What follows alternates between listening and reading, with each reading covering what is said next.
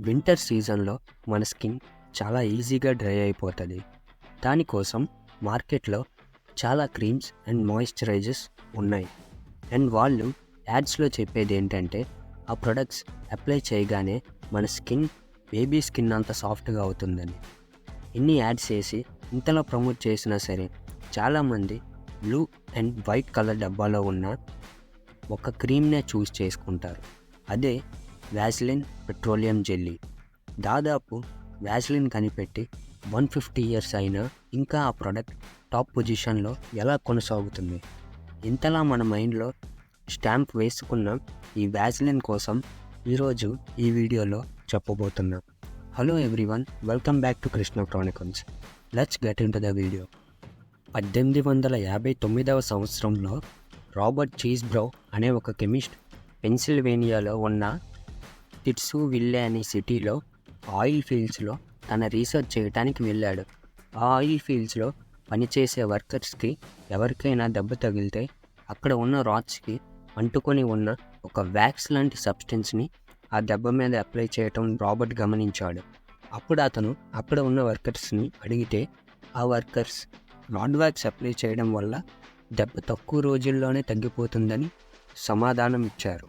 అప్పుడు రాబర్ట్కి ఈ వ్యాక్స్ ఇంత త్వరగా దెబ్బని హీల్ చేస్తుందంటే ఈ వ్యాక్స్లో ఏదో ఉంది అనిపించింది. సో ఆ వ్యాక్స్ మీద రీసెర్చ్ స్టార్ట్ చేయాలనుకున్నాడు.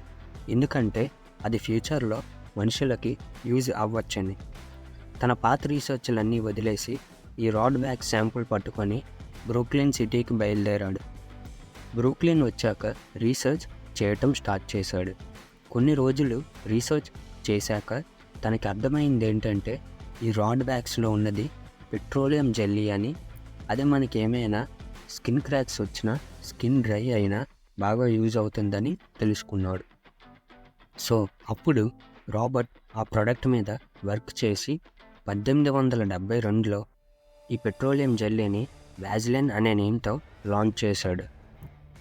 మీకు ఒక డౌట్ రావచ్చు, రాడ్ వ్యాక్స్ నుంచి తయారు చేసిన ఈ ప్రోడక్ట్కి వ్యాస్లిన్ అని ఎందుకు నేమ్ పెట్టారని. యాక్చువల్గా వ్యాస్లిన్ అనే వర్డ్ ఒక జర్మన్ వర్డ్ అండ్ ఒక గ్రీక్ వర్డ్. జర్మన్ వర్డ్ వ్యాజర్ అంటే వాటర్, గ్రీక్ వర్డ్ ఎలాయిన్ ఆయిల్ అంటే ఆలివ్ ఆయిల్ నుంచి డిరైవ్ చేశారు. ఎందుకంటే వ్యాస్లిన్ కూడా అలాగే పనిచేస్తుంది. వాటర్ స్కిన్ని ఎలా హైడ్రేటెడ్గా ఉంచుతుందో వ్యాస్లిన్ కూడా అలాగే స్కిన్ని హైడ్రేటెడ్గా ఉంచుతుంది. ఆలివ్ ఆయిల్ స్కిన్కి ఎలా అయితే మాయిశ్చరైజ్ చేస్తుందో వ్యాస్లిన్ కూడా సేమ్ అదే పని చేస్తుంది. ఇప్పుడు రాబర్ట్ చేసిన వింత మార్కెటింగ్ స్ట్రాటజీ కూడా చూద్దాము. అతను వ్యాస్లిన్ని ఎంత నమ్మేవాడంటే అతను డైలీ మార్నింగ్ వ్యాస్లిన్ ఒక స్పూన్ తినేవాడు. సో దట్ జనాలు కూడా ఆ ప్రోడక్ట్ని అంత నమ్ముతారని. అలాగే అతనికి ఫ్లోరాసీ అనే డిసీజ్ వచ్చినప్పుడు, ఫ్లోరాసీ అంటే చెస్ట్లో ఇన్ఫెక్షన్స్ వల్ల బ్రీతింగ్ చేయడానికి కూడా ఇబ్బంది పడాల్సి వస్తుంది. అలాంటి డిసీజ్ వచ్చినప్పుడు నర్స్ని తన బుర్ర నుంచి కాళ్ళ వరకు వ్యాస్లిన్ని అప్లై చేయమని చెప్పేవాడు. అతను రికవరీ అయ్యాక కూడా తన రికవరీకి ఫుల్ క్రెడిట్ వ్యాస్లిన్కే ఇచ్చాడు. ఇంకో ఇంట్రెస్టింగ్ ఫ్యాక్ట్ ఏంటంటే ఇవన్నీ చేశాక కూడా ఆయన 96 years బ్రతికారు.